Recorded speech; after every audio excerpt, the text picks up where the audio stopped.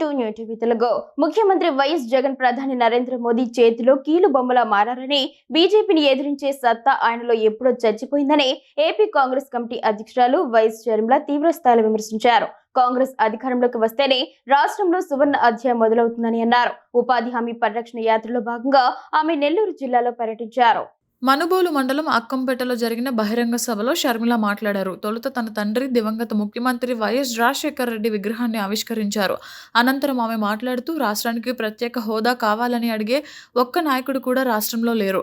రాష్ట్రంలోని అన్ని పార్టీల ఎంపీలు బీజేపీకి బినామీలుగా మారారు అని ఆరోపించారు. కేంద్ర ప్రభుత్వం ఉపాధి హామీ పథకాన్ని నీరుగారుస్తోందని, పథకం పునరుద్ధరణ జరిగే వరకు తమ పోరాటం ఆగదని స్పష్టం చేశారు.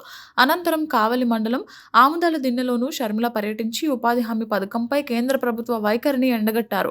ఈ కార్యక్రమంలో కాంగ్రెస్ పార్టీ జిల్లా అధ్యక్షుడు కిరణ్ కుమార్ తో పాటు పలువురు రాష్ట్ర జిల్లా స్థాయి నాయకులు పాల్గొన్నారు. రాజశేఖర రెడ్డి గారి గురించి నేను మీకు ప్రత్యేకంగా చెప్పాల్సింది లేదు.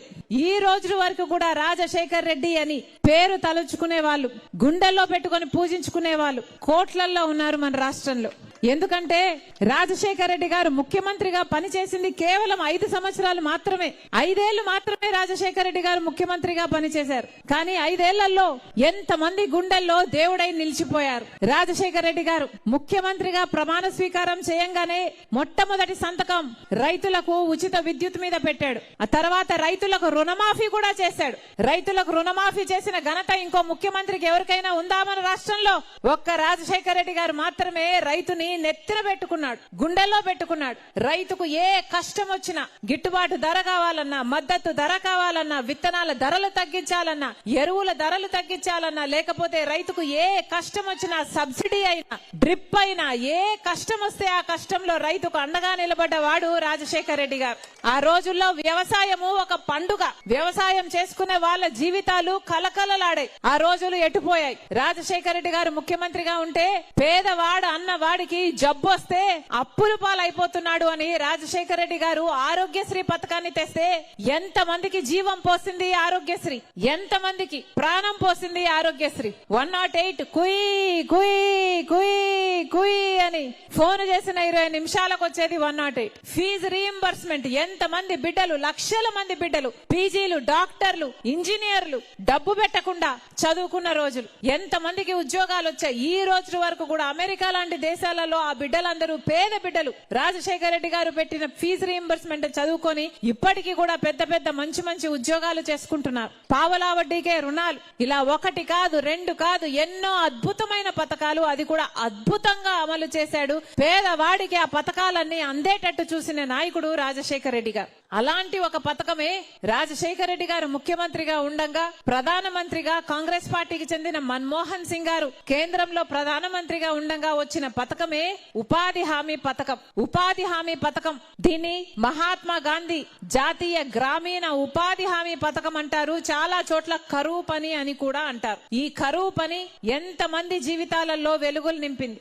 ఎప్పుడు పని కావాలంటే అప్పుడు 15 రోజుల్లో గ్రామ సభలకు వెళ్లి 15 రోజుల్లో నాకు పని కావాలి అంటే పని కల్పించాల్సిన విధి గ్రామ పెద్దలకు ఉంది. చేసిన పనికి 15 రోజుల్లోనే డబ్బులు చెల్లించాల్సిన చట్టం కూడా అదే ఉపాధి హామీ 10 కల్పించింది. ఈ చట్టం తెచ్చింది కాంగ్రెస్ పార్టీ. ఆ రోజుల్లో మహాత్మా గాంధీ పేరు పెట్టిన ఈ పథకం ఎంత అద్భుతంగా జరిగింది. ఆ రోజుల్లో రాజశేఖర రెడ్డి గారు రాయలసీమ జిల్లాలో బండ్లపల్లిలో 20 సంవత్సరాల క్రితం సోనియా గాంధీ మన్మోహన్ సింగ్ గారు తీసుకొచ్చి రాజశేఖర రెడ్డి గారు ఎంతో వైభవంగా మొదలుపెట్టిన పథకము ఈ కరువు పథకం. ఆ రోజుల్లో ఆంధ్ర రాష్ట్రంలో మొట్టమొదటి రాష్ట్రంగా తీసుకొని కరువు పనిని అమలు చేయడం జరిగింది. ఆ రోజుల్లో ఎంత మంది పని చేసుకునే వాళ్ళు రాజశేఖర రెడ్డి గారి దగ్గరకు వెళ్లి, అయ్యా మాకు డైరెక్ట్ గా వేతనాలు ఇచ్చేటట్టు చూడండి, కరువు పనిలో మధ్యలో చేతులు మారితే మాకు కమిషన్లు కట్ అవుతున్నాయి, మేము మళ్ళీ వాళ్ళకు డబ్బులు ఇవ్వాల్సి వస్తుంది అని వాళ్ళంటే రాజశేఖర రెడ్డి గారు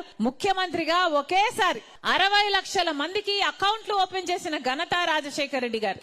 అలాగే ఆడవాళ్ళు సైతం పోయి, అయ్యా మాకు కూడా మగవాళ్ళకి ఇచ్చినట్టుగా వేతనాలు ఇవ్వండి, మాకు కూడా సమానంగా ఇవ్వండి, బిడ్డలను మేము కూడా పెంచుకోవాలి, మాకు కూడా కుటుంబ బాధ్యత ఉంది, మేం మగవాళ్ళంత పని చేయలేకపోయినా మాకు దయ ఉంచి సమానమైన వేతనాలు ఇవ్వండి అంటే ఆ రోజు రాజశేఖర రెడ్డి గారు ఆడవాళ్లకు కూడా సమానమైన వేతనాన్ని ఇవ్వాలని నిర్ణయించారు. ఆ తర్వాత అది ఎన్నో సంవత్సరాలు అలా అమలు కూడా అయ్యింది. రాజశేఖర రెడ్డి ఉండగా ఈ పథకం ఎంత అద్భుతంగా జరిగింది అంటే 1,10,00,000 జాబ్ కార్డులు ఉండేవి ఆ రోజు. అంటే దాదాపు 2,25,00,000 మంది కనీసం కుటుంబానికి ఇద్దరు నేసుకున్న ఉపాధి హామీ పని అంటే కరువు పనికి వెళ్లేవాళ్ళు. ఆ రోజుల్లో కరువు పని ఎలా ఉండేదో తెలుసా అమ్మా? మీకు చెప్తున్నా. ఆ రోజుల్లో కరువు పని రాజశేఖర రెడ్డి గారు ఉండంగా ఒక టెంట్ వేసేవాళ్ళు. ఆ టెంట్ కింద మజ్జిగ పెట్టేవాళ్ళు, మంచినీళ్లు పెట్టేవాళ్ళు. ఒక చోట నిన్న ఒక గ్రామానికి వెళ్తే రస్నా కూడా ఇచ్చేవాళ్ళమ్మా అని చెప్పింది.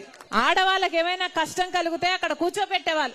గర్భిణీ స్త్రీలైనా కొంచెం వయసులో ఉన్న వాళ్ళైనా అక్కడ కూర్చోబెట్టేవాళ్ళు. కొంచెం రెస్ట్ ఇచ్చేవాళ్ళు. వాళ్ళు చేసిన కొంచెం పని అయినా సరే మళ్ళీ డబ్బులు ఇచ్చేవాళ్ళు. ఆటో ఛార్జీలు కూడా ఇచ్చేవాళ్ళట. ఆటో ఛార్జీలు కూడా ఇచ్చేవాళ్ళు కరువు పనిలో. ఈ రోజు ఉందా? ఈ రోజు ఎలా ఉంది కరువు పని? ఎక్కడికి వెళ్ళినా, ఏ గ్రామానికి వెళ్ళినా ఏం చెప్తున్నారో తెలుసా? అమ్మా, కరువు పని పూర్తిగా నాశనం అయిపోయింది. అసలు పని ఒకడు చేస్తున్నాడు, డబ్బులు ఇంకోడు తింటున్నాడు అని ప్రతి గ్రామంలో చెప్తూనే ఉన్నారు. అసలు ఉపాధి హామీ పని అన్న దానికి విలువే లేకుండా పోయింది. కనీసం మంచినీళ్లు కూడా అయ్యారమ్మా ఈ రోజుల్లో అని చెప్తున్నారు. పని కూడా ఎంత ఇస్తున్నారు అంటే ఎప్పుడు ఇస్తారో, ఎప్పుడు ఇవ్వరో, ఎందుకు ఇస్తారో, ఎందుకు ఇవ్వరో ఏమీ అర్థం కాకుండా ఉంది తల్లి. వారానికి కనీసం 3-4 రోజులు కూడా పని ఇవ్వరు. ఒకవేళ పని చేసినా కూడా ఆ వేతనాలు కూడా 2 నెలలు 3 నెలలు పేమెంట్ పడ్డానికి సతాయిస్తూనే ఉన్నారు అని ప్రతి చోట చెప్తూనే ఉన్నారు. అంటే ఉపాధి హామీ పనిని, ఉపాధి కరువు పనిని ఎంత నీరుగార్చారో పాలకులు అర్థమవుతోంది.